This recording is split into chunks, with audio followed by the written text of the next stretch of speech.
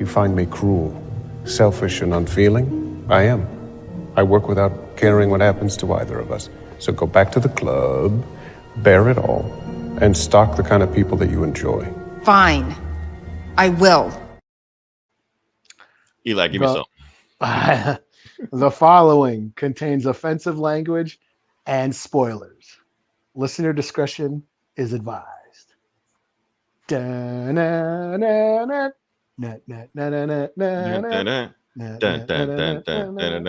you about, Sir Duke? You can feel it all over. Anyway, welcome back to the Comic Book Bullies Nerds Who Bully Me host Leroy, aka So Go Back to the Club, with my co-hosts. Yeah, this is Eli, aka Sausage and Peppers. Now that is sexual. All right. I guess it could be. It could be. Eli, I had to post the beginning of it because regardless of what everybody thinks about that movie, that part has gone viral. All right. So yeah, we're back with another episode. And Eli, before we jump into it, you know what? Let's start this nerd podcast off with football talk. Reason I want to talk about football because I'm tired of talking about football. Reason I'm saying it because I know we got 4 more weeks of this. No, 4 more months of this? Yeah, we got it's only the first month, man. We got like shit. Okay. Yeah. Here's the thing. This how I know I'm getting at the ends of my wits because you know I've learned to assimilate myself with anytime football talk come around. So I picked a team, Atlanta Falcons, even though I don't follow them. I just say, so my coworker asked me, who's your team? Who's your team, Leroy? I'm like, Atlanta Falcons. So I forgot I told him that. So next week gonna show up there. Hey, Leroy, what Kirk Cousins gonna do? I'm like, who's Cousins? Like, that's right. You guys got Kirk Cousins now. I don't know who the fuck Kirk Cousins is. He was on Minnesota Vikings quarterback last. We've had him. Oh, so now we got your hand me down. So okay. Yeah, basically. Well, anyway, we won. We won today. So yeah. So did we. Hey, it's a good day today. This is gonna be a good podcast right here. Okay, we beat our rivals. Yes, we beat the Packers. Fuck the Pack. We beat them. That's our rivals. All right. So I know just enough to get by. So at least this week I can brag about it because then whenever my team lose, people are like, Leroy and T Law. I'm like, who's my team again? Okay. So anyway, we're here. Let's get to the nerd shit now. Since we got past that.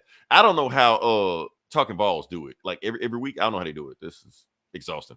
Well, I might as well talk about Rez Ball then, since we're talking about sport. Not yet. Now we're gonna get to we gotta pepper it. We gotta pepper it out. Podcast. All right. So now what we're gonna talk about first is a big thing happened. I guess a relatively big thing happened that Batman got a star on the Walk of Fame. Oh, I heard about that. So the first superhero to get a star on the Walk of Fame. Of course, anybody know who it is? Obviously, you young as hell if you don't know who it is. That's Burt Ward. Who is Burt Ward? Burt Ward is Robin from Batman and Robin. So yeah. What's the name? Burt Ward already has a star on the Walk of Fame. Adam West has a star on the Walk of Fame. Both have the Walk of Fame. A bunch of people showed up.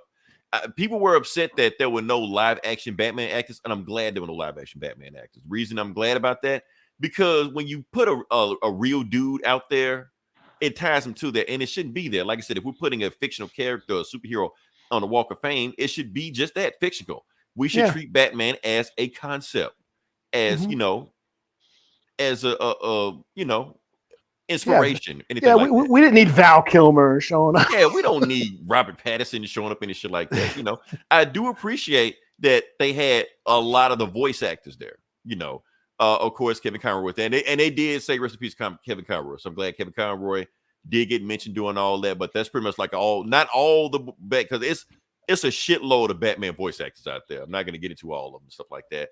And guess who else showed up? Oh yeah. Not only Jim Lee, of course, Jim Lee was going to be there. Oh yeah, head guy, but Zack Snyder.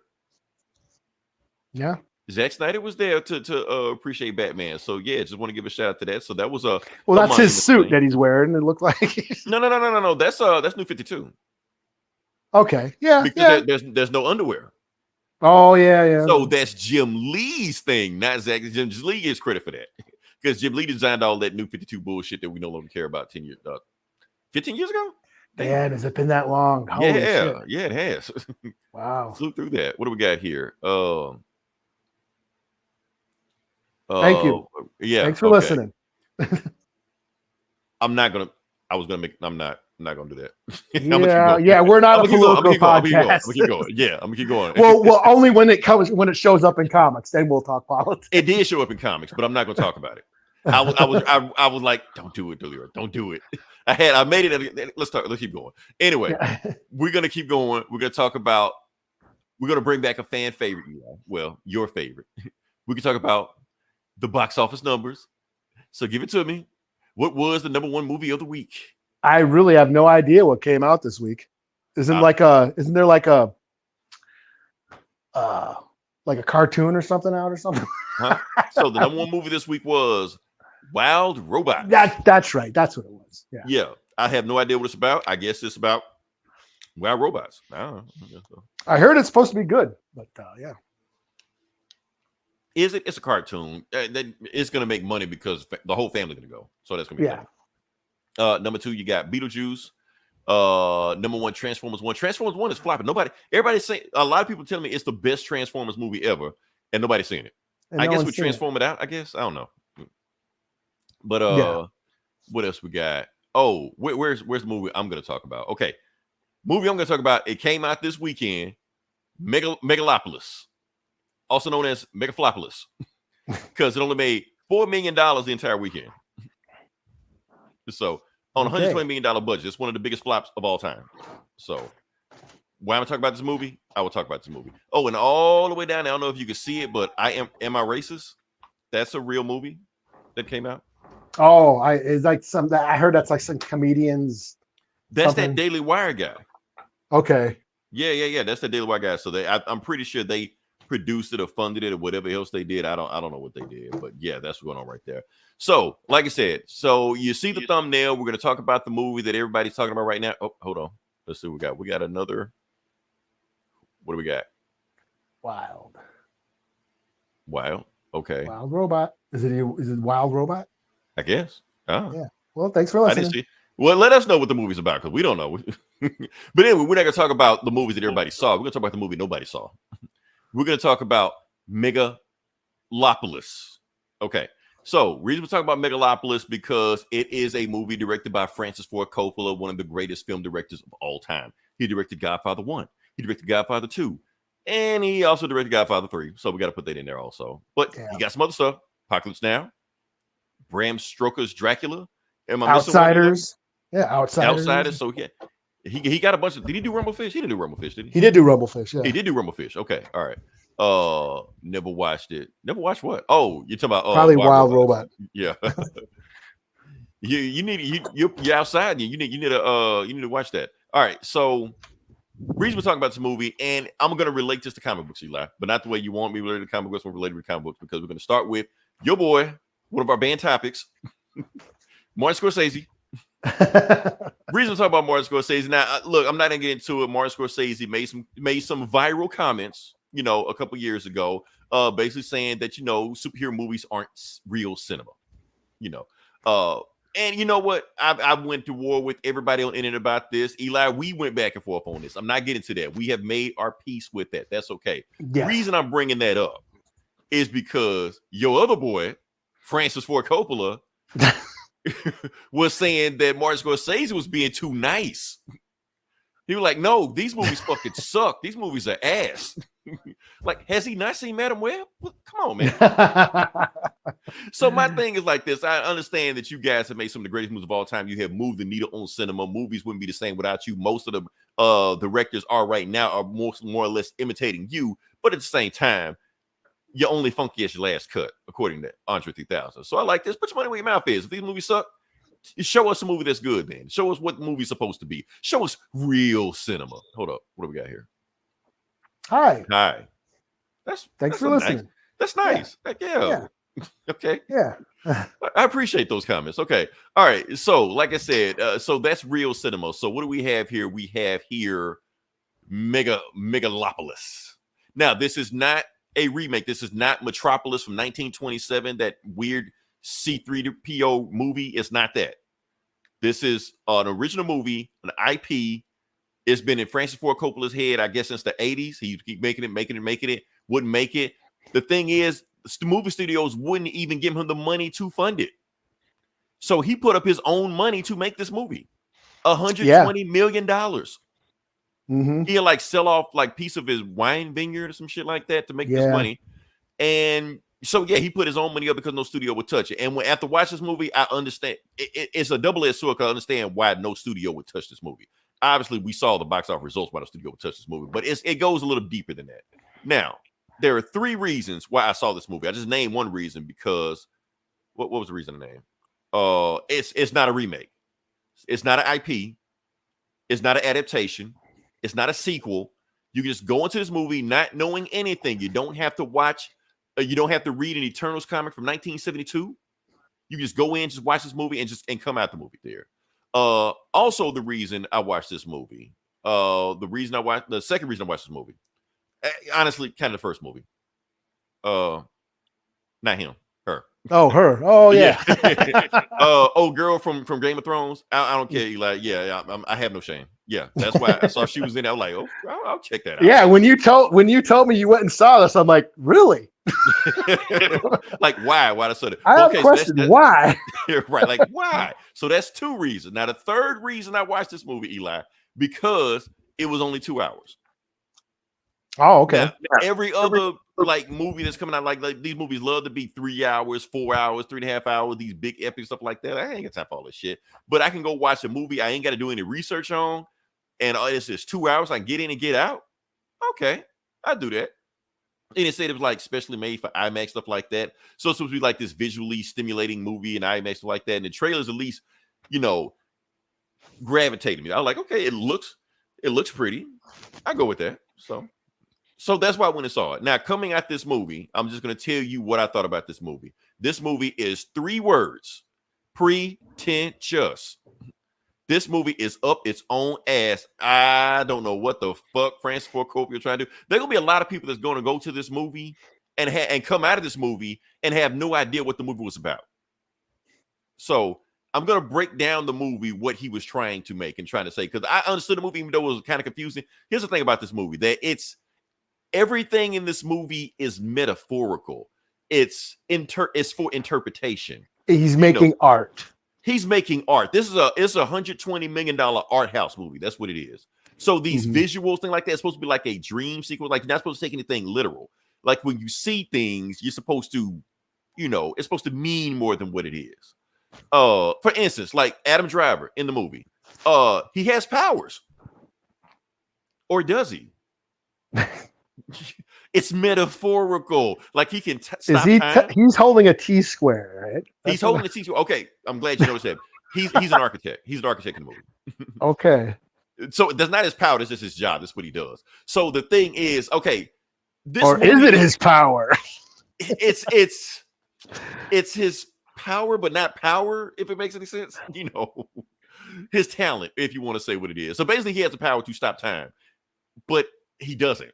He just kind of just does what he wants. Sometimes he wants to. But it's supposed to be metaphorical because he's an artist. He's an architect. And when anytime you make art, that's a timestamp in itself.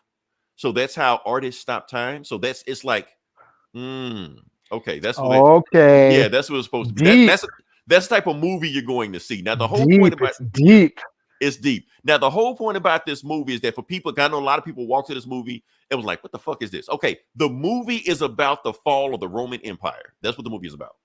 Okay. But it's set in New York City. So New York City is called New Rome. Right. That's what the movie's about. Okay. Yeah, that's what the movie's about. So that was saying, like, it's got some stuff here. Like, okay, I see the vision.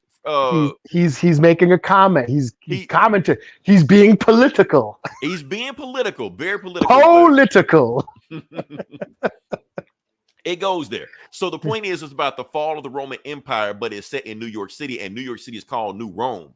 But the way it's set, like, everybody dressed like Romans. Like, when you see people dress, like, I'm like, why the fuck they dress like that? And then I realized, oh, they're in Rome, but it's in New York City. For instance, I'll even get. So it's like, is it like an elsewhere? Yes, that's the whole point. It's like, and that's what I'm saying. The whole thing is a metaphor. It's not sci-fi. Like, they sold it like a sci-fi movie, but it's not. It's like an Elseworld alternate reality type thing. Like, okay, yeah. Like, for instance, like Madison Square Garden is the Coliseum. You know, they make those Okay, parallels, okay, right? yes, Yeah.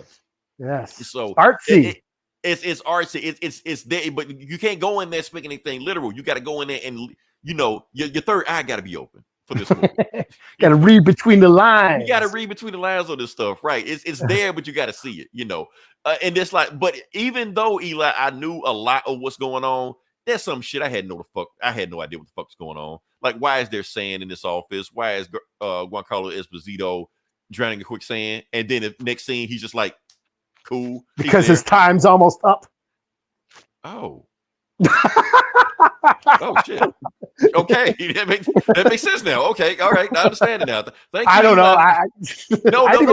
That makes sense in context. Now I think about it, like, oh yeah, that does make sense. Okay. What else we said it's about the fall of the Roman Empire. It is about the fall of the Roman Empire. Yeah. What else we got here? We got Aubrey Plaza. Now, I've learned one thing about Aubrey Plaza in 2024. She is great at playing crazy chicks. She is chewing scenery left and right in this movie. It's like she's in a whole different movie every time. Everything she's on the screen, she's just still seeing because you don't know what she's going to do next. And the only thing that tops her in this movie, literally, is our boy, Shia LaBeouf. Oh, now, okay. One of our other band topics on this podcast.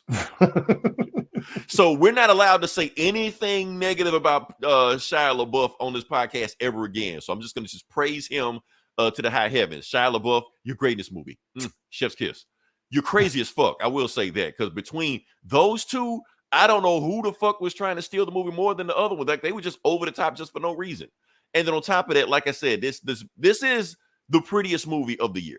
It really is. Like if they get nominated for some Oscars or Academy Awards just for like set design and scenery and all that shit like that, I wouldn't be surprised. Matter of fact, Adam Driver is great in this movie. Like he is great at carrying bad movies. But we're not gonna go there. But that's all the praise I can give you on this movie because everything else, like the plot of this movie, like it's hard. The movie is hard to follow. It really is. Like I broke down what the movie is about, but it really is hard to follow. Like, okay, that was about. Like for instance, it's other shit I didn't catch in the movie. Like it's like, how is he an architect? How does he know how to do all this shit? Is he magical? He's not really magical. He has this metal called Megalon. That's what's called Megalon. That's the Godzilla villain. That's the giant cockroach from underneath I said that, Eli, to see your reaction. Your reputation has preceded you. Ooh, really? Megalon's in this movie? Megalon is not in this movie. But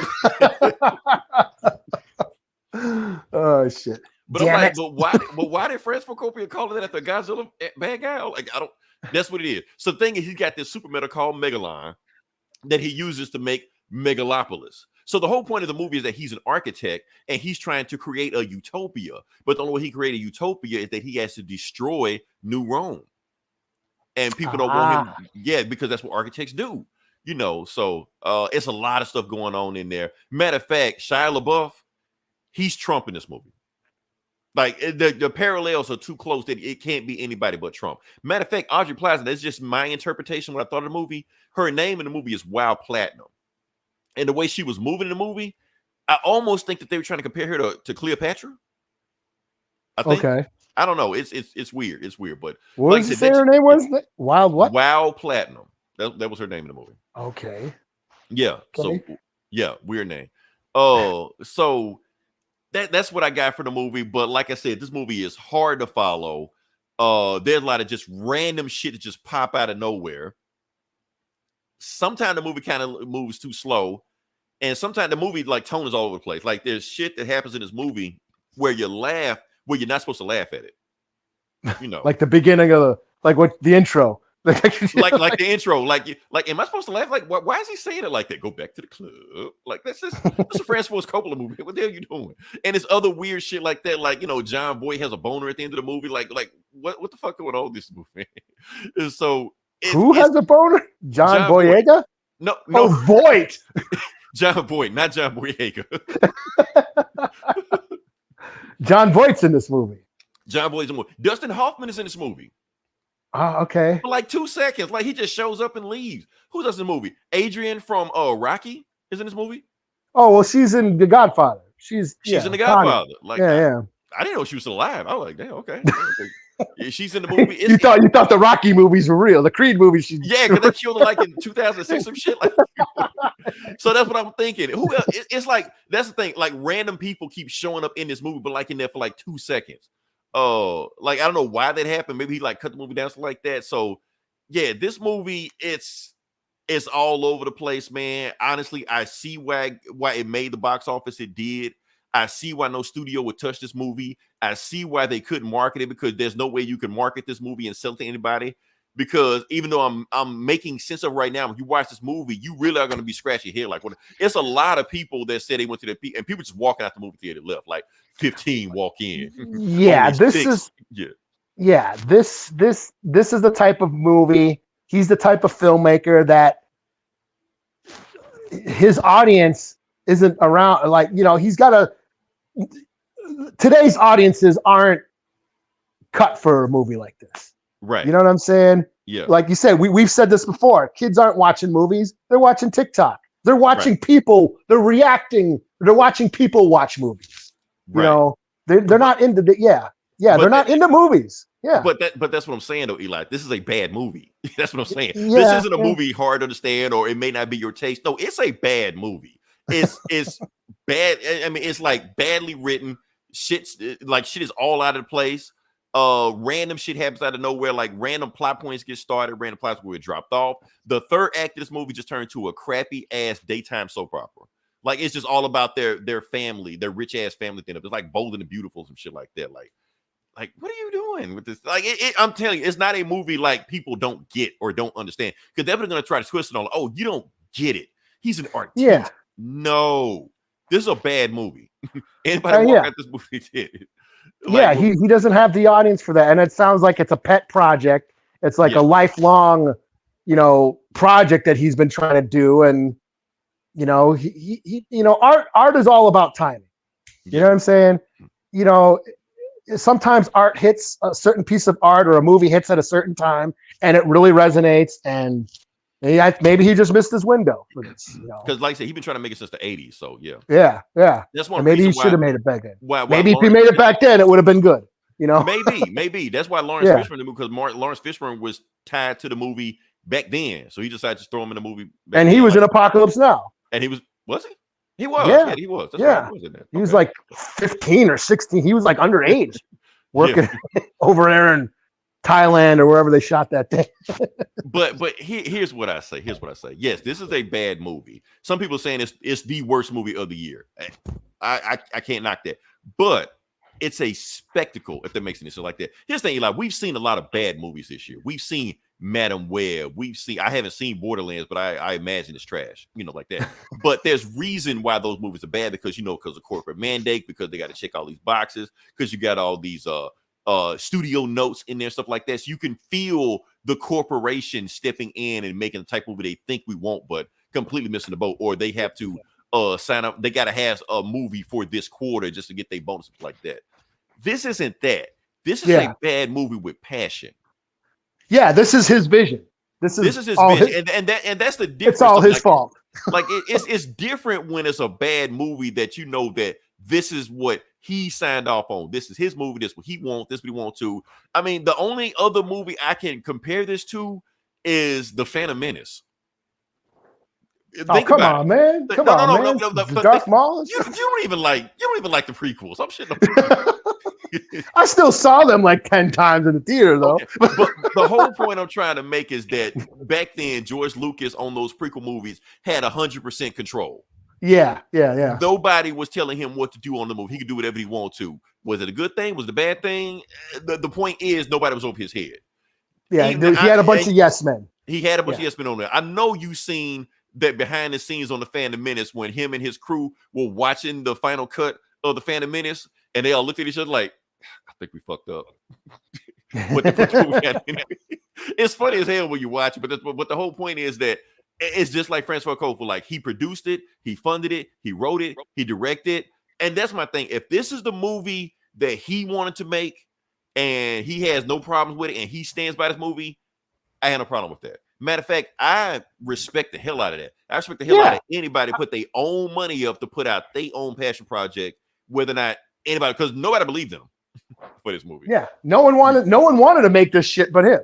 Right. You know? I mean, because at the same time, because like I said, it's not an IP, it's not a remake, it's not a sequel, so that studios ain't gonna touch that shit anyway. Yeah. And plus you got this hard to follow dialogue and scenes, and like it's not a straightforward plot. A lot of this shit you have to interpret for yourself. Like what I'm telling you about the plot, somebody else might watch this movie if they finish watching it. They may come up with a completely different plot. Yeah. You know, well, so it's fun. Yeah. Oh. I'm saying you gotta spoon feed people this shit. Like the prequels. Yeah, probably. Probably yeah. so. Yeah. Thanks for listening.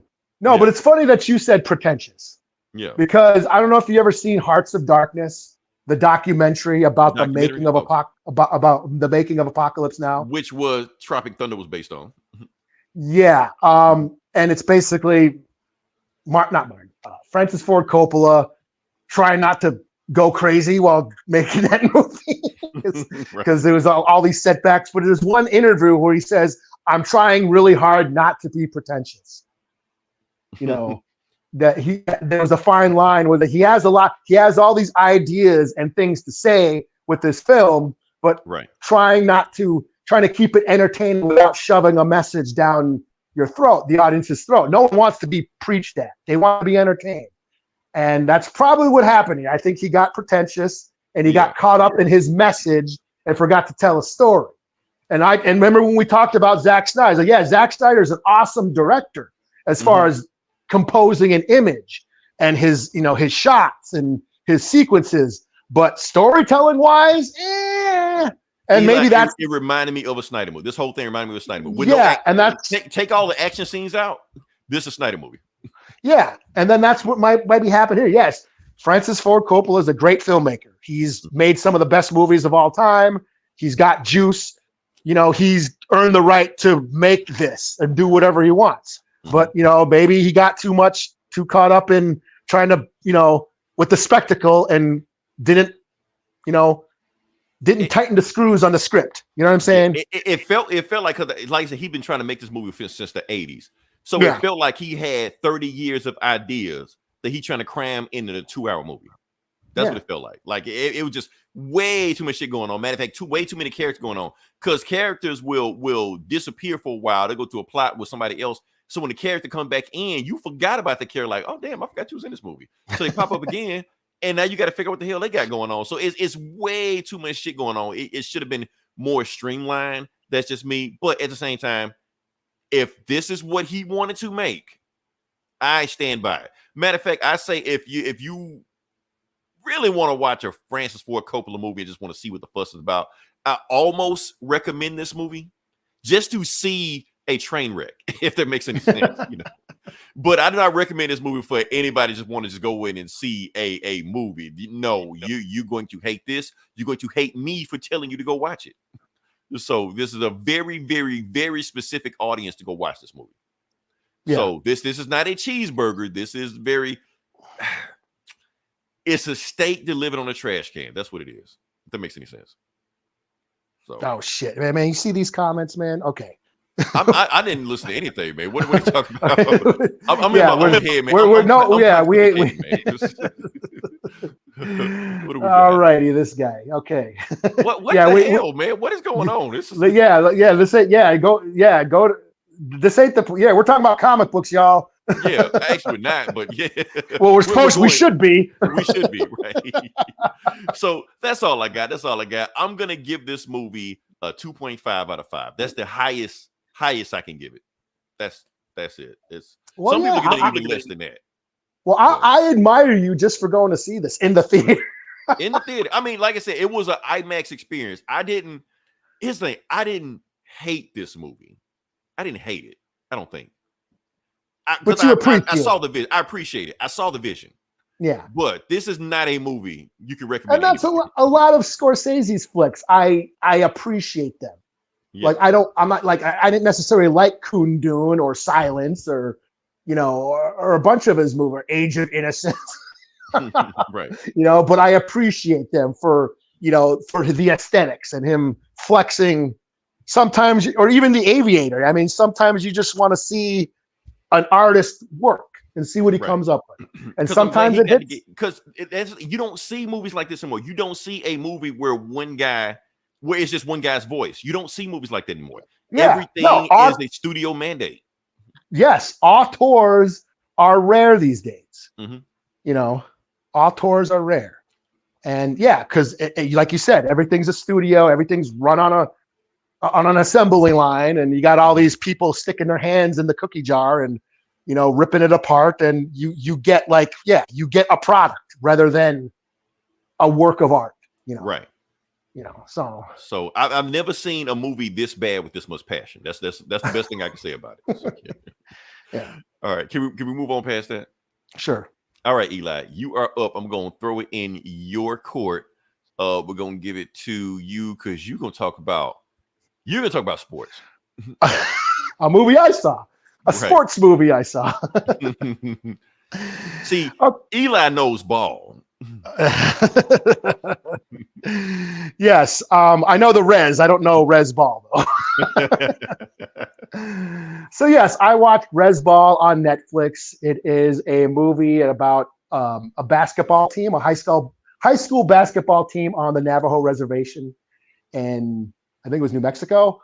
And just about, you know, it's your run of the mill classic sports movie. You know, the underdog, the sports underdog movie. You know, so and it was made and starring all indigenous people, you know, as the cast, indigenous people behind the camera. It was directed by Sydney Freeland.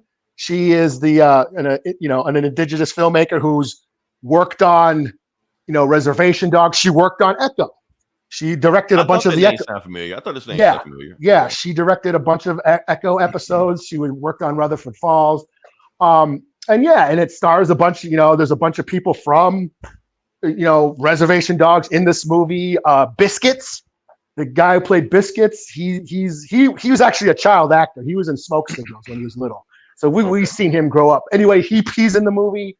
But yeah, it's about the Navajo Nation high school basketball team and just them, you know, sports movie. You know, they're the underdogs and they start winning and they go to state championship. And yeah, you've seen that story before, but this time it's all natives. You know, so it's kind of cool to see, you know, in an indigenous film because they're very rare. You know, we don't get to see indigenous films that much. You know, however, as much as I like this movie, it did go into the native trauma, you know, at one point where I was like, are we here we go. Are we going here again? Are we going into the native suffering? I know every now and then, nothing wrong with a native comedy every now and then. I mean, but yeah. But this is like constant. Yeah, I'm getting sick of that. I'm getting sick of every time I watch a movie with indigenous people. It's always about some sad, you know, traumatic. It's always about our trauma or our past atrocities and stuff. Right. You know, and then, you know how it is watching the struggle movies. You know, there's this Hollywood fascination with native suffering or black suffering or minority suffering. Right. You know, and, you know, we get tired of seeing that. We get tired of seeing of just, just, you know, the trauma porn. You know what I mean? So, you know, this happened during that movie, and I'm like, oh man, what the hell? I thought I was, you know, watching this uplifting sports movie. Now I'm bummed out. Like, is it wrong to be entertained by a movie like this? Yeah. Can we watch something? Can we laugh? You know, right. You know, and it gets tiring. You know, even like Reservation Dogs did that. Reservation Dogs leaned into, the native suffering too. It's like, damn, how many funeral episodes are we going to watch on this show? You know, you know, I mean, it had its moments, you know, don't get me wrong. I mean, Reservation Dogs had its moments, but, you know, I would hear people, oh, I love that show. It made me cry. I'm like, why? I don't want to watch shit to make me cry, right? Yeah, why can I watch a native show or a native film without getting bummed out, you know, right. Not feeling sad all the time, and it gets exhausting. So, you know, and that's why I like Rutherford Falls so much, you know, because Rutherford Falls was a native comedy, you know. It did mix up some stuff, but at the same time, you know, it was still entertaining. Yeah, and it was funny. That show, Rutherford Falls. Excuse me. Let me get a. See, now you got me ranting. I didn't think I had a lot to say.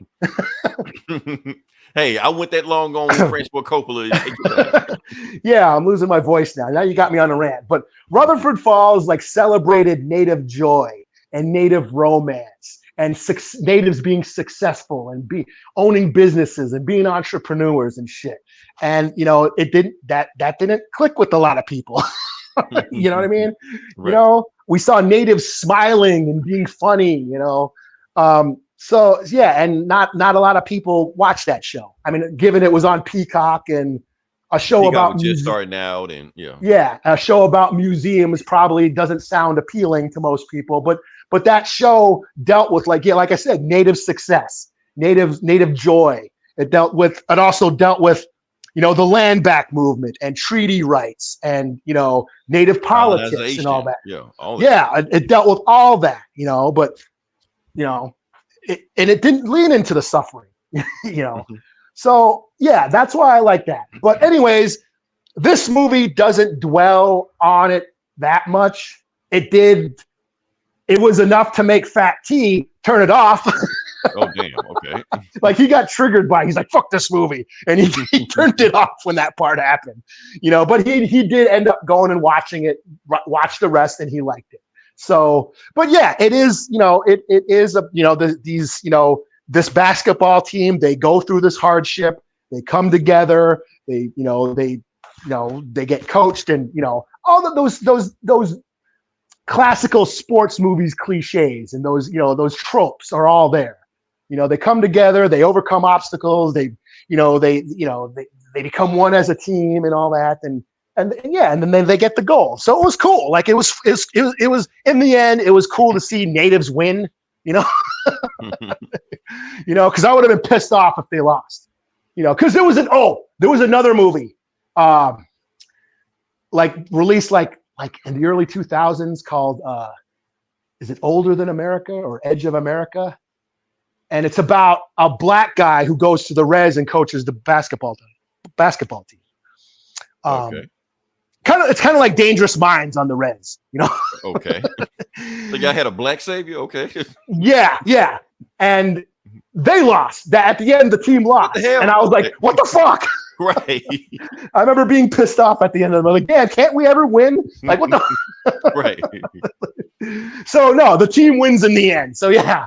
But yeah, I'm like I said, it was cool to see natives on TV and natives doing work, native actors on screen and all that. I am not a big basketball fan, so a lot of the lingo could have just been about them learning. I've assumed they were getting better learning how to play basketball. Yeah, I mean the coach starts teaching them. They have so Rez Ball. Yeah, Rez Ball. What they call Rez Ball is a really, I guess, a faster paced version of basketball, where they just focus on speed because they're not tall enough. Right. They what they lack in height, they make up for speed. So their technique is to outrun and outscore the other team by just be constantly moving. The correct term is run and gun, but yeah. Okay, sure. So yeah, I like if I was a bigger basketball fan, I probably would have appreciated all the references and lingo and all that. But as he stepped back. Okay. Yeah. But in the end, like I said, I enjoyed it for what it was. Like I said, I feel like within these past few years, we've had a lot of native film and TV shows coming out. I think we're on a trend. I kind of do feel like that trend is on the downside now. Ever since Reservation Dogs been canceled, and then Lily Gladstone didn't win her Oscar, I feel like the native trend is sort of on its way out, and then they didn't even do a week by week thing with Echo. They just dump Echo. Yeah. So, but like I said, I'm just appreciating milking it for as long as I can. As long as I can see native flicks, I'm going to watch it. If I can see natives on the red carpet, that's cool. I don't get to see that much. But in the end, yeah, this was a pretty good movie. like I said, if you're into sports dramas, if you like, those underdog stories, the Mighty Ducks and, all that, it's kind of like that, the Bad News Bears, it's kind of like that. Those are comedies, but this is, that same sort of trope, the underdog story. I thought it was pretty cool. That's about it. I think that's about, there's another documentary. So I guess this is based on a true story. Yeah, I think you told me about it, or I heard it from somewhere. But yeah, and LeBron James produced this movie. He's one of the producers. So I guess this is based on a true story. There's a documentary on Netflix called Basketball or Nothing, which is basically the same thing. It follows, the basketball team on the Navajo reservation, and they get a new coach and they go to the state championships. And, I've seen that. That's pretty good, but that's a documentary. But it's the same. It's basically based off that, like it's an adaptation. Basically, yeah. It's basically that, like a film version of that. So, yeah, I mean, it was cool. Go check it out. Sports movie. I'll give it a 4 out of 5. Okay. Like I said, even though it bummed me out, part of it, it didn't dwell on it. So, they moved past it, and then let's kick some ass. Right. And I get it. I'm not trying to make light of all, of Native atrocities and Native trauma. I get that. I get that these stories need to be told, and but like I said, you don't have to see them. It gets exhausting. Right. I would like to see a Native comedy. I would like to see more Native comedies, more Native genre, a Native horror flick, a Native sci-fi, a Native whatever. Yeah. Native superheroes. Yeah, I mean, Meteor Echo, Man. sure. Y'all need Meteor Man. Yeah. Yeah, like more shows like Rutherford Falls. Let's get the Native sitcom, the Native family sitcom. Blackish with natives. Right. Fresh off the boat with natives. We've never had anything like that. You know what I mean? Right. And that's what I'd like to see more. So, yeah. So yeah, that's all I got on Rez Ball. Cool. Surprised I went that long. I told you, as long as I go on Megalopolis, you can go as long as you want on Rez Ball. Perfectly balanced. All right. Next thing we're gonna talk about is Thunderbolts. Oh. Now here's the reason we're talking about Thunderbolts. Reason talking about Thunderbolts is because I'm upset that all you nerds on the internet bullied Marvel into changing the poster. I don't know if you heard about this, Eli. It was a big thing. First off, it was they went nuts on Outright Geekery. Gomer, I don't know who's over Outright Geekery right now. You need to get somebody in control of that asylum, because the way they acted up in that group, it was insane. So I don't know if you can see Eli, the guys who were playing Sentry, Bob on the left-hand corner like that. Yeah. Apparently, he's supposed to have 6 fingers. Okay. That's what they're saying. He may or may not have 6 fingers. And the reason they're saying it, because, like with all this AI stuff they're making out right now, sometimes it may glitch up, like something may have like 6 fingers or 4 eyes or 2 noses or whatever the fuck like that. Sometimes they glitch up like that. So there was obviously an AI glitch, and they're trying to say that Marvel was using AI to make this poster. Well, of course they use AI to make that poster. Marvel has been sneaking in AI this whole time. Secret Invasion, that whole intro was AI. That was it. So what they did, they bullied Marvel. Outright Geekery, all you crazy ass nerds, all you geeks like that, y'all bullied Marvel into changing the poster where you can't see the 6 finger. Oh, they just cropped it. So they just cropped it. They cropped it, right? But you can't complain about it anymore. So hey, so that's it. So yeah, that was dope as hell. Let's see what we got here. What the hell is with all these? Okay, I think it's a good one. Let's see. Oh, geez. Okay. Oh, yeah, they're good. Yeah, they're getting okay. Yeah, let them argue amongst themselves. Yeah, let them go. Yeah, I gotta do a show. So that's all I got. I got nothing else with that. You want to talk about? I didn't even clip of this, Eli, but you want to talk about that Michael B. Jordan movie? The what? Michael Jordan. Michael B. Jordan. Oh, right. Oh, yeah. No, let's talk about Michael Jordan. Yeah, so we on basketball. Yeah. We still on basketball. Right. You're talking about Sinners. Yeah, Sinners. I'm sorry I didn't get a clip, but yeah. Yeah, so they dropped the trailer for Ryan Coogler's new movie called Sinners. Mm-hmm. And it looks like it's supposed to be a period vampire movie that takes place in the 1920s or 30s down in the South. And it looks pretty cool. Yeah, Michael B. Jordan's in it. think Delroy Twice. Lindo's in it.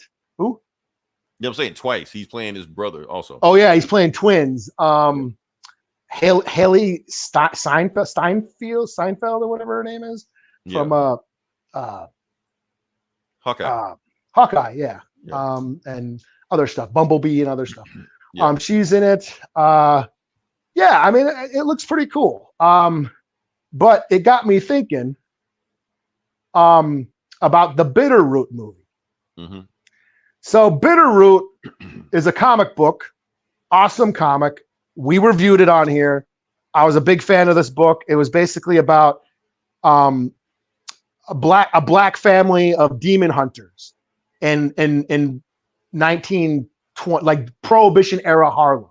They fight demons that feed upon hatred and sadness, and they start feeding upon the racism of the area or of the era of that time. So they were supposed to make that movie. Ryan Coogler was going to produce it. Regina King was supposed to direct it. They announced it a couple years ago.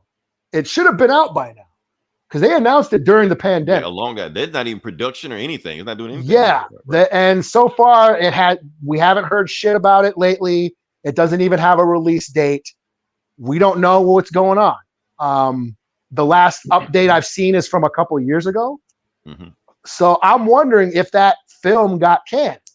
And then Ryan Coogler, who was a producer on that movie, just decided to make this instead. Because it almost sounds like the concept is very similar as far as like, you know, instead of demons, it's vampires and they're in the South. And except now they have to pay license rights. Yeah. Yeah. And Ryan Coogler wrote and directed this. Right. So he's the writer on the script. So I'm wondering if that's what happened, you know, which is fine. I mean, like I said, the movie looks cool, but I was really excited for the Bitterroot movie, you know, because I really like that comic book and I was excited to see the movie. But and it would have drove sales for that comic book. Yeah. Marvel's been looking quite a bit. Losing. Is it losing? I guess. We're going a bit too woke. Oh yeah. Shout out to you. Yeah. So yeah, my thing about this, I ain't gonna cut you off. My thing about this, I understand that Michael B. Jordan is talented. You know, he's box office. He's a movie star. He's gonna put butts in his seats like that. Would it be too much trouble for him to cast another person as his brother in the movie? Does he have to play both? I'm just saying. Other people could use that work. You just saying. Yeah. Like, we know you're talented. I'm just saying. That's all. Jonathan Majors ain't doing shit, you know. Let's see. You're talking about movies that have been binge watching, classic movies.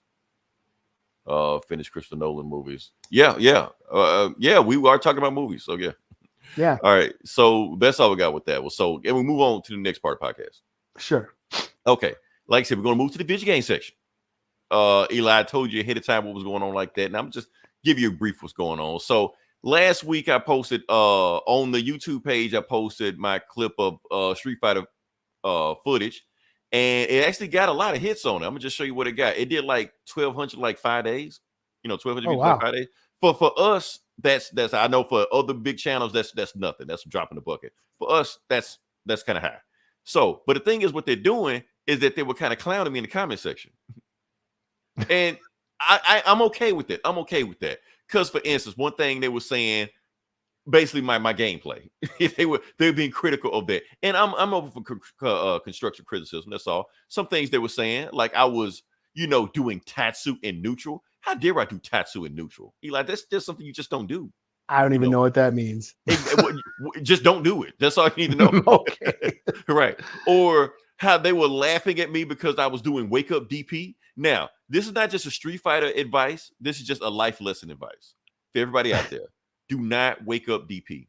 That's all.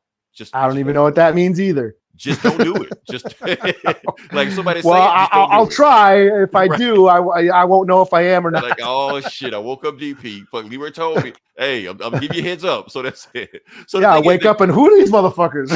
You're right.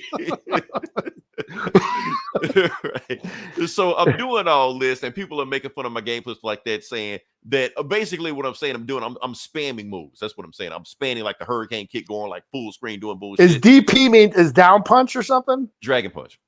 Oh, dragon punch. Sure, that move. So yeah, like that. So shit don't right there, wake up. Don't like wake wake up. up?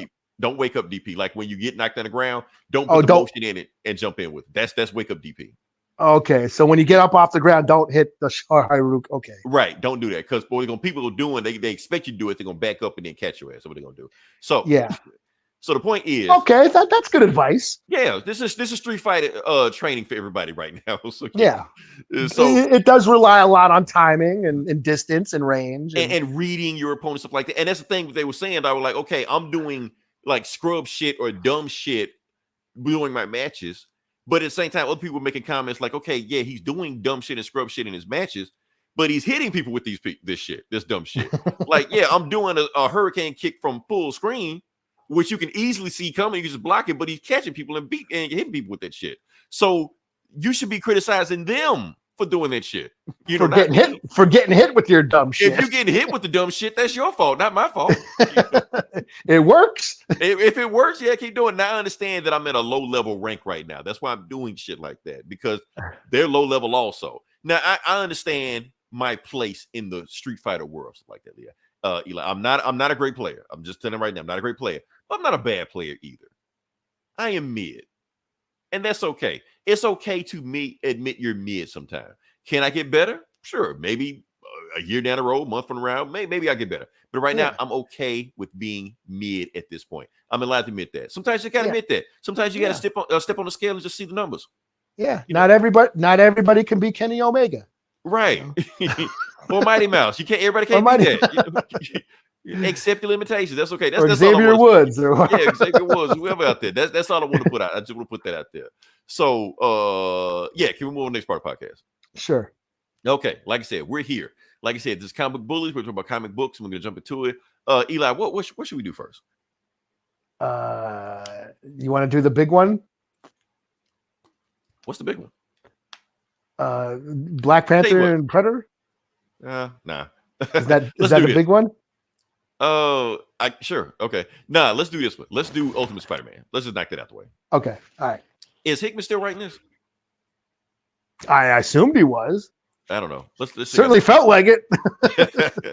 Let's read some comments. We're started one already. What about this one?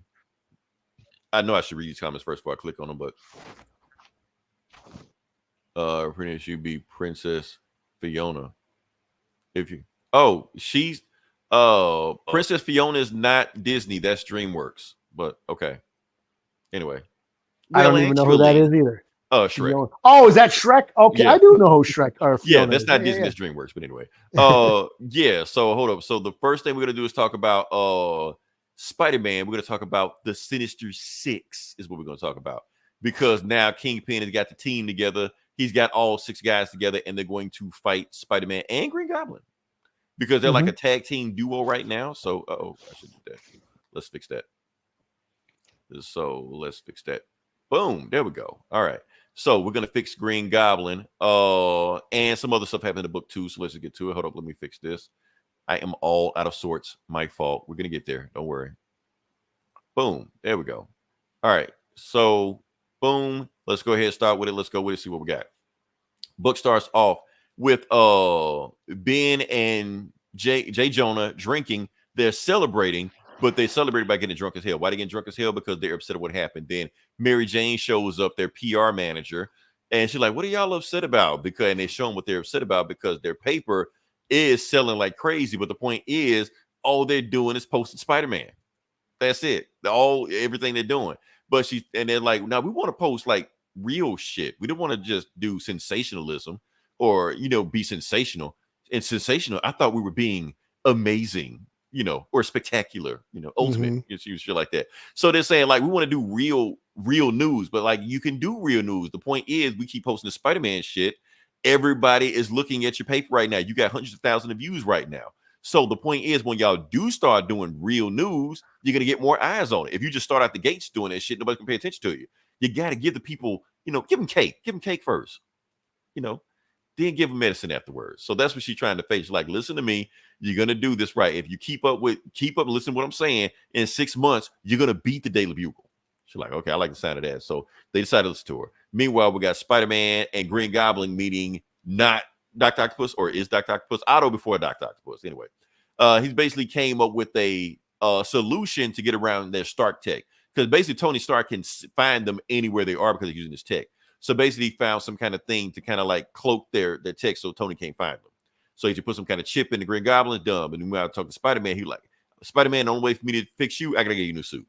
And the new suit he gives him is, he does this big soliloquy with himself. I don't care. Boom, spider armor, that big ugly Civil War shit, right there. He like this. and Spider-Man's like, no, I'm not doing this shit. I'm not wearing that. No. He was like, okay, well, okay, let me think of something simpler. He's like, okay, I'm all for it. And so what he does, he just gives him regular, I don't care about them. Regular ass spandex. That's it. So he just got just a regular ass spandex suit, no camouflage, didn't turn into anything else, no goop, no venom symbiote, just regular ass suit. So basically just 616 Spider-Man at this point. So yeah. And they're basically talking, and basically like, why don't we after this, December we go to the holiday? We can't do that because I got kids. I got to celebrate Christmas with the kids. Why don't you come over? You're like, nah, we can't do that. So while they're doing that, boom, that's when we get attacked by, what's it called, the guy? The Blue Velvet? The Velvet Throat? What is his other name? Oh, yeah. What was his name? The Velvet Blade. That's what he called himself. The Velvet Blade, yeah. The Velvet Blade, yeah. But his enemies call him the Black Cat. And then he whips him and shit. He was like, damn. So he was so fast, Spider-Man couldn't even dodge it with his spider sense. He was like, hey, that shit hurt. So they gender swapped Black Cat. Not yet. It's coming. I saw the previews of other books. So yeah. So instead of trying to hit Spider-Man, he hits the water tower behind Spider-Man, and it hits, and Spider-Man can't dodge. He's already in the air. Boom, he gets hit. And so he's gonna choke him out. Meanwhile, Harry is on the ground because his suit got shorted out. So he's got to wait for it to reboot. Meanwhile, Spider-Man is like, fuck this. He just grabs the dude, throws him, webs him up because he got like regular ass web shooting. Now before the suit made the shooters. So I don't made him web shooters. You're like, cool, okay. I like that, Watto. And then Black Cat's is like, okay, so what, you gonna kill me? You're like, no, I'm not gonna kill you. What the fuck you talking about? So he sees the Green Goblin's okay. He's like, okay, so you ain't gonna kill me, fine. And he pulls out a lightsaber, cuts the web and get ready to go for him. And Spider-Man's not paying attention because he's looking at Green Goblin, and Green Goblin pushes him out the way, bam, hits him off the ledge. Bam, hit the ground. But he's not dead, just injured. They were like, call the police, call the hospital. So I guess they call the hospital through their suits and stuff like that. They go get him, and that's it. And basically they have a one-on-one talk. They're like, Harry, what the fuck? What are you doing? We don't do that. And Harry's trying to tell him, like, what are you talking about? We don't do that. These guys kill my parents. They kill your aunt. They're playing for keeps. So I don't know what. Yeah, they're hunting us down. They're hunting us down. This is not a game. You got family home right now. If they find out who your family is, they're gonna come after your family. They already killed your aunt. So we can't play around with these guys like that. And plus, Peter, here's the thing: you were in danger. You're my best friend. If something happens to you, or if you're in danger, I'm not hesitating. I'm not playing around with these guys. And Peter's just like, okay, fine. You're still invited for Christmas. And that's the book. And they just hug it out and leave, and that's it. So, pretty good story. I like this story. But at the same time, Eli Hickman is setting it up that it's going to break your heart when they finally fall out. Yeah. You can see he's planting those seeds. Because I'll be honest, I think their friendship is more developed than in the 616. Because he's planting the seeds right now. Yeah, because they know each other. They're basically like Batman and Robin right now. They're basically, tag teaming each other. But you can see the seeds being planted right now. Yeah. And you can see the tension. You can see there's a disagreement there. Mm-hmm. And so, yeah. It's gonna be heartbreaking. It's gonna be heartbreaking. Let's see. I know I should, but I can't. Slap a score. Oh, want me slap? Okay, let me see. Empire. Is this Empire Strikes Back? Yes, this is Empire Strikes Back. Yes, it is. Yeah. Best movie of all time. Best movie of all time. Fuck Gone with the Wind. Fuck Casablanca. Fuck Megalopolis. Yes, fuck Megalopolis. I'm gonna give this a 4.5 out of 5. Eli, this was a really good story, man. This was really good for me. I thought it was a really great story. Yeah, I enjoyed it too. I mean, yeah, this is like a cool, like Hickman took Spider-Man and revamped it. It's the same shit, but it's not the same shit. Right. It's just enough flavor in it. Like it separates itself. Yeah. He's taking the Spider-Man mythology and kind of rebooting it and keeping it. Oh yeah, like you said, he's leading into Harry and Peter's friendship. Right. But we know the story. We know where it's going to go. Yeah, and and his daughter knows who he is. Which is I know is coming back to fuck him up.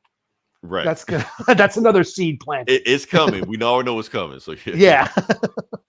All right. So what you got next? What am I doing? What am I doing? What are you doing? Oh, should I do Wolvie's Revenge? You got it. Okay, you doing Wolverine? Okay. Or did you want to do it? No. How about this? You do it. I'll clip it. Yeah. Okay. All right. That's the deal. All right. It's all you. It's your show. Let me at least set it up. And you can jump in when you want because I know you are more well versed in X-Men than I am. Your X-Men expertise. I'll jump in when I need to. I'll jump when I need to. Until then, I'm gonna just let you take over. It's your show. Do what you need to do with it. So So this is Wolverine Revenge. Mm-hmm. Jonathan Hickman again writing this. He is writing this. We on a roll with Hickman. Okay? Yeah, and Greg Capullo. On the art. That's a tag team right there. That's a dream team right there. So this is Wolverine's Revenge #2. So this is another what if kind of story. It's in some sort of future where Magneto died and he was an asteroid M crashed to Earth, but when that happened, it set off a big giant EMP that took out the world's electrical power. So there's no electrical power except Mastermind has put together a bunch of mutants, and they have some sort of device that can restore power, but it's in Russia.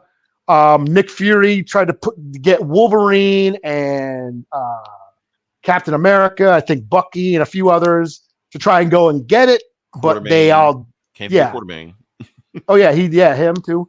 And to go get it, but they all got killed. Even Wolverine got fucked up. They put a bomb inside Wolverine's chest and blew him up. And so everybody died except Wolverine, and that was the last issue. But of course, Wolverine swore revenge, hence the name of the book. So we come to this issue, and Nick Fury is kind of talking about all the fallen soldiers and going on about war and how long he's been fighting war and all this shit. Oh, and remember last issue I talked about, man, Nick Fury didn't land with them. Oh yeah, he had a robot or whatever. Yeah, a robot. He had an LMD. So yeah, but he said that was his last LMD. That was his last one. Yes. Yeah. So of course, Wolverine talks some shit you never put your ass in danger and blah blah blah. So they have a little bit of a conversation. Nick Fury basically says, "Yeah, I'm gonna go off and do my thing," and Wolverine's like, "Well, I'm gonna go do my thing," which means I'm gonna go get revenge. So he goes to the Dakotas. I assume the Rez, because Danny Moonstar shows up. Yeah. Okay, I wasn't expecting that. Yeah. Danny Moonstar shows up and she's like, "You're trespassing," and Wolverine's like, "Well, I'm here to see him. I'm looking for something. I'm here to see him." First Danny Moonstar threatens him. "Yeah, you better not start shit or I'm going to sick the demon bears on you." So is she controlling demon bears? Like multiple bears. Yeah. Bears. Yeah. Multiple, several, plural demon bears. Danny Moonstar is controlling them. But then she goes to Forge, and Forge is in the truck like, "Hey, I'm here for something."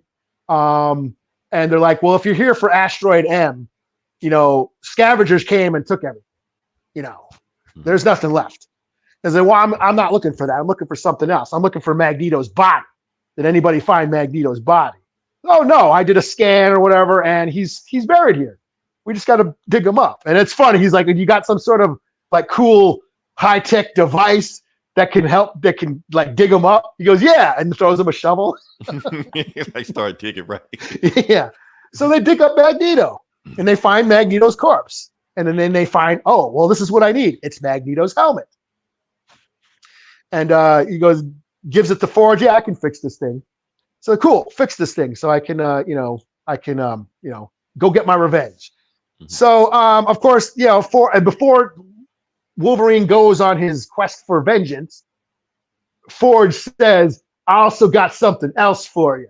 And then doesn't say it, though. Doesn't say what it is. And then it cuts to him. Oh, we also go to, we go back to Mastermind. Mm-hmm. So he goes to Russia, finds Mastermind, and of course sneaks in. So Mastermind with Magneto's helmet on, so Mastermind can't fucking read his thoughts, and basically kills Mastermind, takes off his head, and then uses Mastermind's head to find out all the location of all the mutants, all the assholes. Because Forge got some bullshit that can read his mind, read his thoughts. Yeah. So they took Mastermind's head, uses it to find all the locations. Omega Red, Colossus, Deadpool, Sabretooth. So cool. I know where they are now. So we go to so Wolverine's like, okay, now that I know where these assholes are, it's time to get some.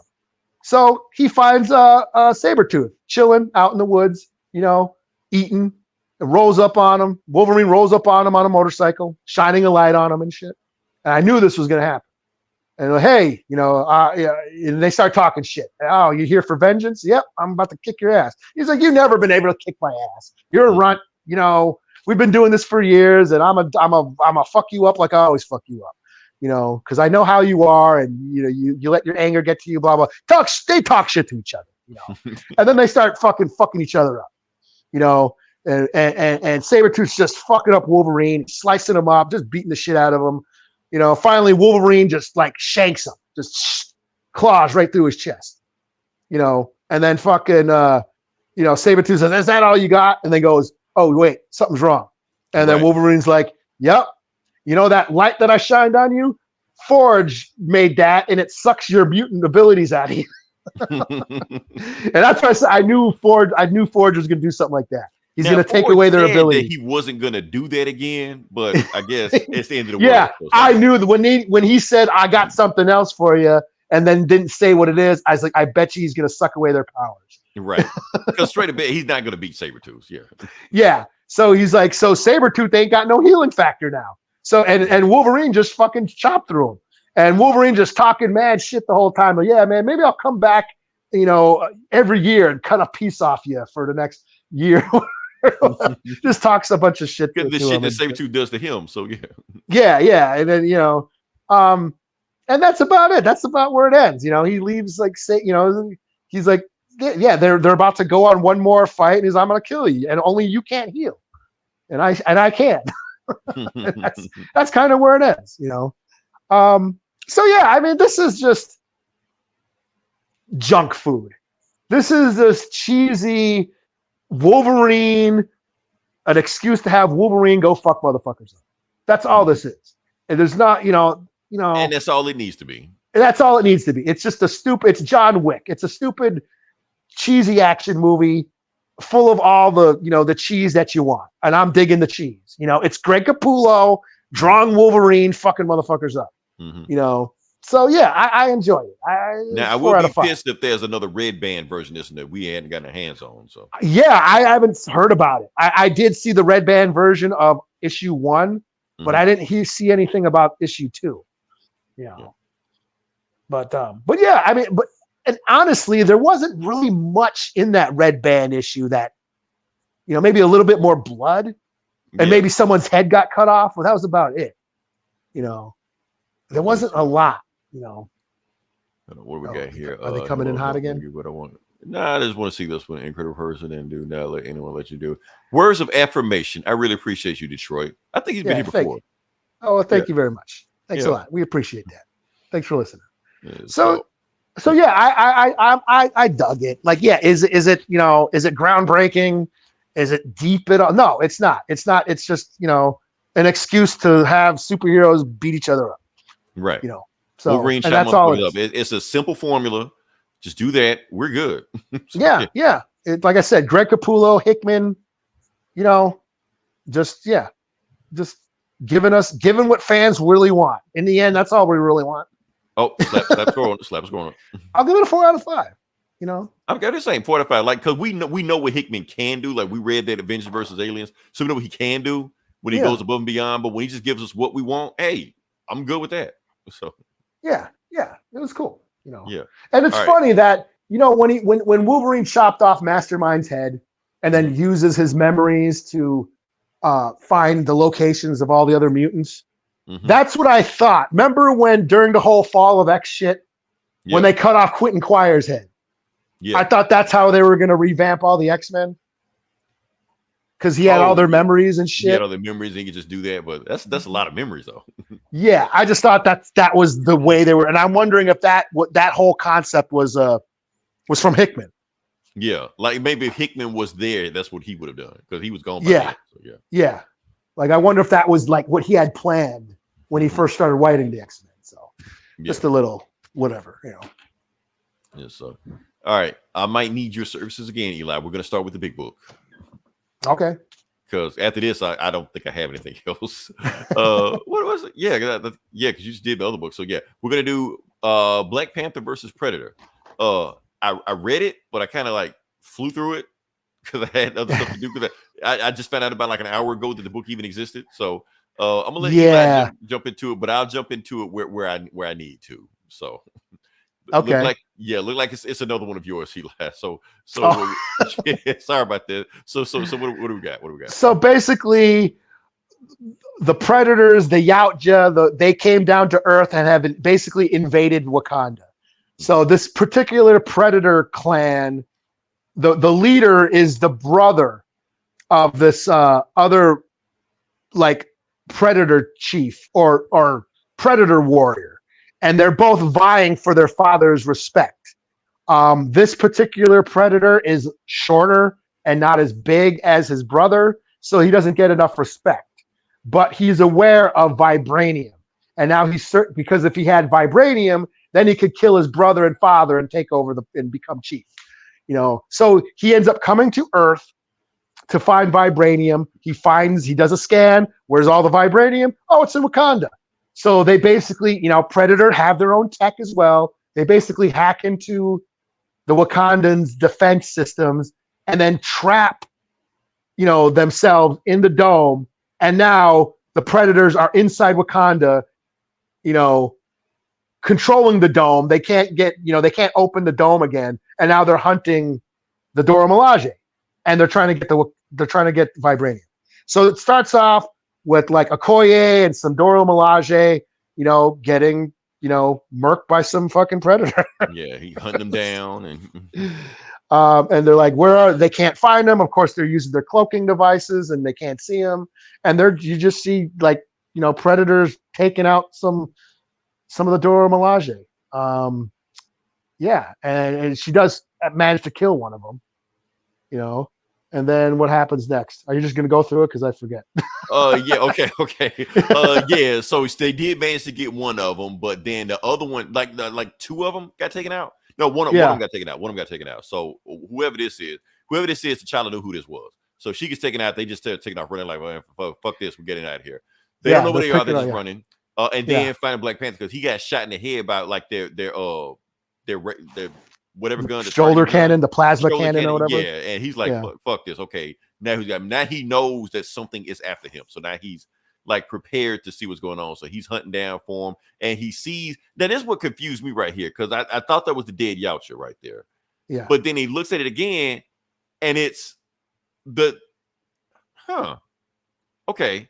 Oh, okay. So did they use like camouflage to make it think it was the Dora Milaje? I don't know. I thought that they just used like Okoye. I thought they just propped her up like that. Or whatever. Okay, all right. I guess both of them were dead. They just put each other side by side. So yeah. Oh, all right. So now he sees. I guess that's Okoye, and she's basically like, oh no. Yeah, it may be Okoye, may not. But Oh yeah, the Predator used the dead body as a decoy to confuse T'Challa. Yeah, that's what I thought what was going on. Meanwhile, Yeah. then he uses. He put the helmet on her. He put the helmet on the dead chick. Yeah, to make it think what's going on, but it wasn't her. I mean, yeah, it wasn't a predator. He thought it was a dead predator. It was a dead Okoye or a dead Okoye. It wasn't dead Dora Milaje.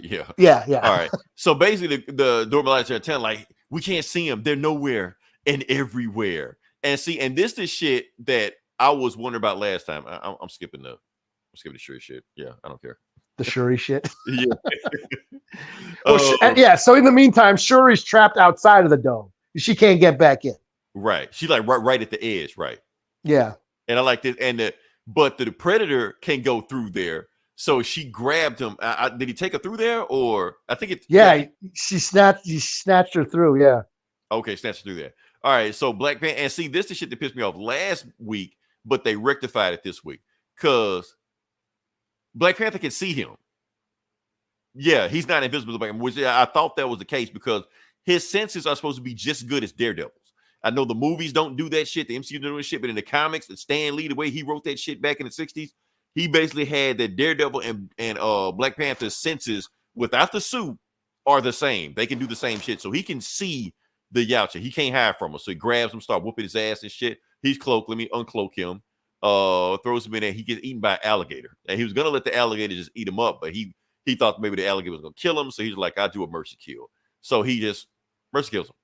Black Panther. So one Yautja did, or two. How many were dead? How many came in there? There's a few now. He's getting a few. Yeah. Okay, because I thought 3 came in there last time. But anyway, so the dude is scouting Black Panther. He like, yeah, I don't want none of that. I'm gonna get fucked up if I go straight up at him. I already know. So yeah, so he decides to just get the fuck up out of there. Yeah, the heat business. And see, this is what. So I'm gonna point out. Yeah. That this is what confuses a lot of people. Yeah. That the Predators. Yes, they are bigger than humans and they are probably stronger than humans, but they don't go for the straight up head-to-head fight. They are hunters. They stalk their prey. They use equipment and technology to their advantage. They're not going to straight up go on a one-on-one fight if they know they're not going to win. Mm-hmm. So whenever I hear this shit, oh, by the way, just off topic, there was a free screening of Prey at this park over by my house the other night that I went and saw. So I got to see Prey on a big screen, which was pretty cool. Nice. So, okay. But everybody who bitched about Prey about, oh, this little chick fights a predator. She didn't fight him. She outsmarted him, right. But that's what predators do. In the first OG Predator movie, he took out, Arnold Schwarzenegger and these big muscular men. It took him out, and because it was doing ninja shit. He was up in the trees. He was hiding. He was using, the technology to his advantage to take out this squad of mercenaries. So that's what predators do. They're not going to just straight up. They're not the Hulk, Right. And that's what he's doing now. He just saw T'Challa whip one of his boys' ass. He's like, oh shit. Okay, well, I ain't gonna fight this motherfucker. Right. So yeah. Okay. So he decides. So I guess his boy was scouting. So he jumps on the sky. They just have to get the fuck up out of there. And they go to the Vibranium Mound. He finds Vibranium Mound, walks in there because obviously they can hack the technology anyway. So it should be nothing for him to walk in there. And he just starts thinking like, so they see the Vibranium. He like, oh, he starts visualizing all the stuff he can do with it. He's like, oh shit, I can build ships, armies, my thing like this. I can take over my dad's stuff like that, and I can easily kill the Black Panther and be done with it. Just take over his whole mound. So he's already visualizing what he can do with that. Yep. So to be continued. So he's gonna take the vibranium stock up, and it's gonna be round 2 with him and Black Panther. So if you go to Black Panther right now, it ain't shit. But a Predator with full vibranium with a Black Panther suit versus Black Panther. now the odds are even. So, yeah. I'm liking the story. Like it's a little bit more straightforward than the first, because the first one was like a lot of stuff was going on with that one. Art's more even, and it's not like 3 different artists on here this time. So they established. The first issue was like establishing the whole the dynamic of the Predator and his family, his father and his brother and all that. And, but yeah, I mean, my only thing was I felt like the art was a little lacking this, I know the last issue had like 3 or 4 different artists. Well, didn't they say Ken Lashley was supposed to be drawing this and then he didn't draw it? Yeah, and maybe that's why it felt a little rushed. Because he's a superstar artist and he didn't touch this issue. Yeah, because I felt the art wasn't on par a few times. Like, that's my only gripe. But other than that, I'm into this. Yeah, I like do better, Marvel. All right, so what you got next? What you got next? I know I'm making you do everything. I think I'm booked up, but I mean the only other book I read. They were saying you got Daredevil. Okay, I'll do that. I only read this because of shits and giggles. It was a slow week. And then I just realized that I'm way behind on Titans. I have not read Titans in like months. Yeah, because you haven't talked about it in a while. So like, is it still? Yeah, and and then it all of a sudden it popped up on my feed on Comixology. I was like, oh yeah, Titans. I'm like, holy shit, I'm like 3 or 4 issues behind. I got to catch up. Yeah, did you hear that Tom Taylor's going to Detective Comics? Yeah, I heard about that. Yeah. And I think this is the final run on Titans, and then he's going over to Detective. Yeah. So I was kind of pissed. Like, damn, I've been behind on Titans for months. Because I'm like, we were doing the House of Brainiac and all this other shit. And, the Nightwing book. And I'm like, Titans came out. And I haven't been reading it. Is it an absolute power thing or no? They're still doing that, where Raven's twin took over and all that shit. Oh, with Trigon and all that shit, so. But I haven't read it. I'm like 3 or 4 issues behind, so I got to catch up. So that's why I ain't doing Titans this week because I'm behind. So I decided, you know what, fuck it, I'll dip my toe into the Venom War, So yeah, this is the Venom War that's going on. I had no idea what was happening. From what I understand, Dylan and Brock. Dylan is Brock, or Dylan and Brock. Eddie and Dylan. Dylan is Eddie's son. I guess they're fighting over the Venom symbiote. And that's what led to this Venom War. While they're fighting, some sort of new symbiote was created that can reanimate dead bodies. And so now there's zombietes. Symbiotes and zombies. So zombietes. So they're invading the city now. And then, so this is the Daredevil tie-in. So Hell's Kitchen is being invaded by zombietes. And we have Elektra, who's been posing as Daredevil. It's just her kicking ass, and then of course Matt Murdock's like, oh shit, I got to protect the kids. He's at the orphanage. So it is in canon with the new Daredevil run where Matt is, a priest at that orphanage.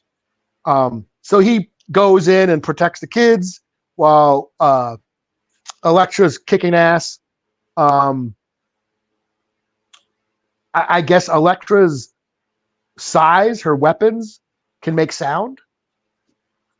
And I guess they clang them together, I guess. Yeah, there's loud enough sound to fuck up a symbiote. So she's doing that. At one point, Matt goes, okay, let me go look for the other priest.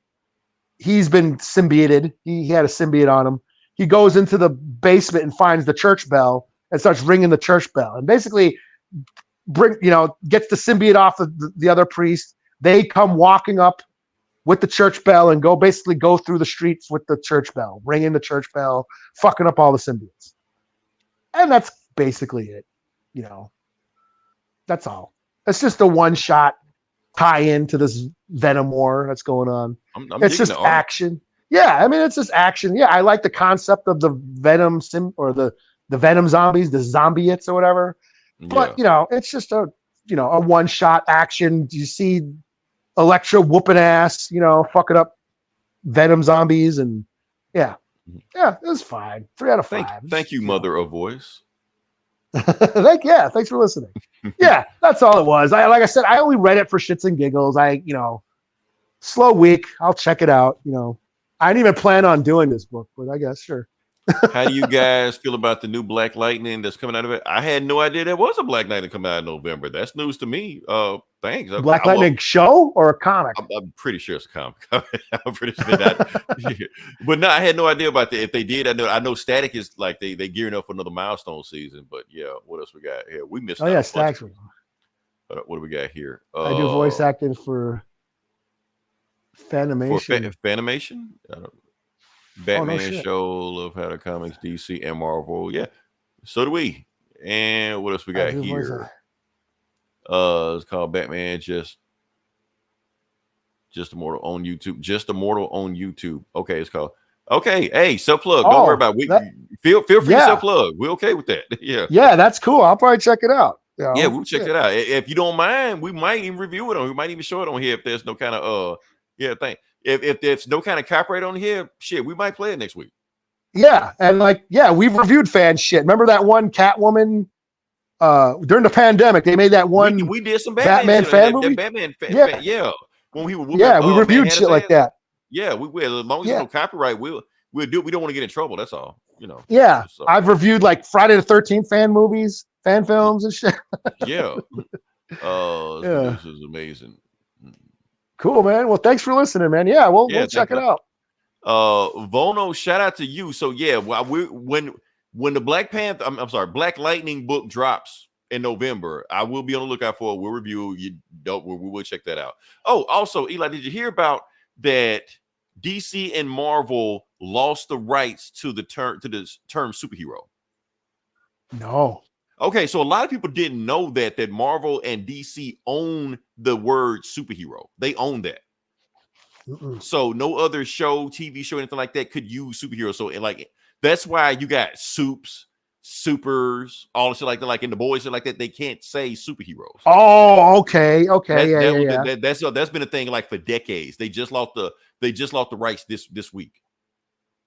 Okay, so is it like now, public domain or anybody just say it or whatever? I think anybody can say it now. I think it is public domain now. Like anybody can just say superheroes. But yeah, before then, if you had a comic book, you couldn't, even if your comic book character had superheroes, if it wasn't Marvel DC, you could not call them a superhero.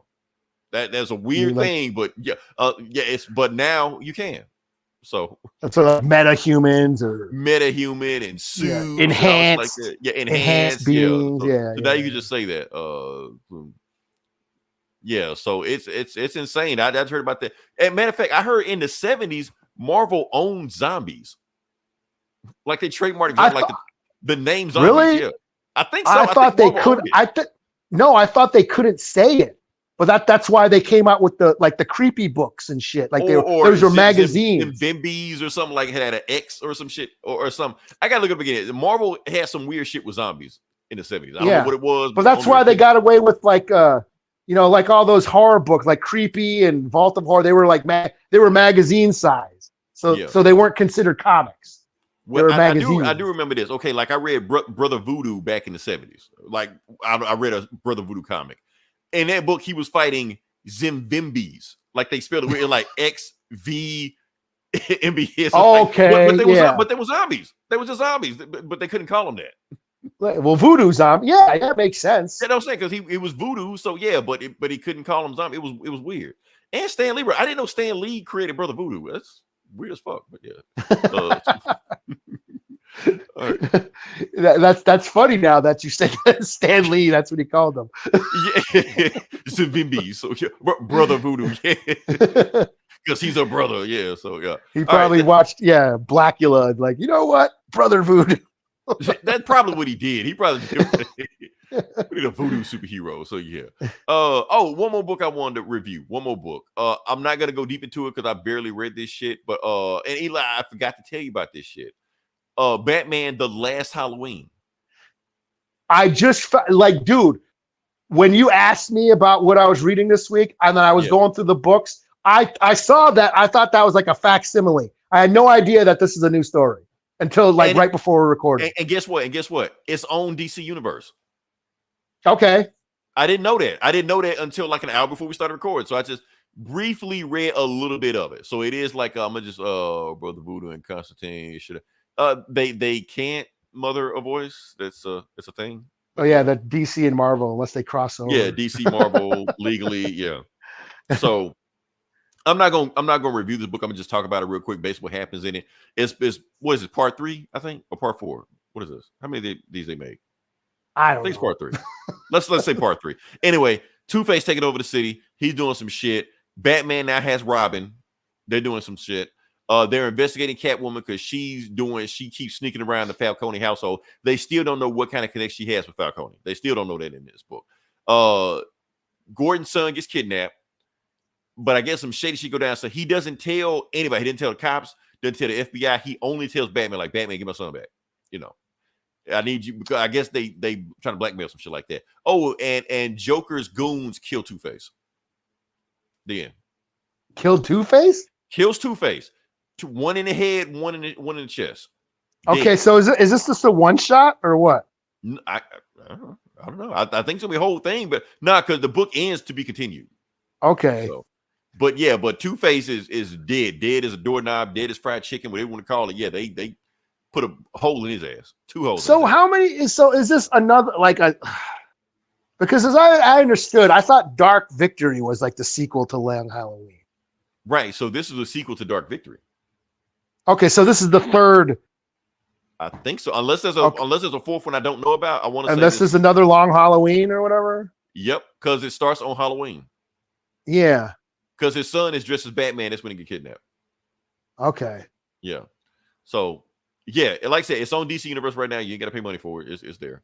I'll probably check it out. Done Patterson Batman like this, Lone Batman, Tough Batman as well. Yeah, like I said, I guess he'll eventually get there. What do we guess? But if for the I mean, this is essential. I mean, Long Halloween's essential reading, especially if you're going to get into the Penguin show. If you watch the Penguin show, which we didn't talk about, great episode. It's. I'm not going to talk about it. I didn't watch it yet, so yeah they switched it to Sunday nights. I just found out tonight. This episode just good as the first one. So, yeah. All right. Anything else we got to talk about, or? No, I'm booked out, and yeah, that's all I got. We ran through the book. I don't think there's any more books we got, but yeah, like I said, if you listen this long, and we got a bunch of folks in here, definitely like, share, subscribe. Eli, I'm trying to hold out because we're almost at 1,000 views. We're almost there. Oh, no shit. Let me see. Did we make it? Start. Yeah. We made it. We're cool. We made it. Do some card tricks or something. No. Come on, Gambit. We're done. Okay. We're done. Come on, Gambit. Come on, Monchetti. Yeah. Appreciate everybody checking out. I know it's a whole bunch of people still in here, but we about to sign off. We don't do no 3-hour podcast or shit like that. We don't have that kind of stamina. So, yeah. I don't know what we're gonna do next week. We'll find something to do. We may talk about this week's Penguin episode next week. I don't know. Doesn't Joker come out soon or something? I think so. I'm gonna see it. I'll watch it. I'll let you know. Well, there you go. Yeah. I'll let you know whether or not it's better than Megalopolis. So, yeah. Until then, this is Leroy. This is Eli. We talk to you guys next week. Same bullet time, same bullet channel. Until then, die 1,000 deaths. KO.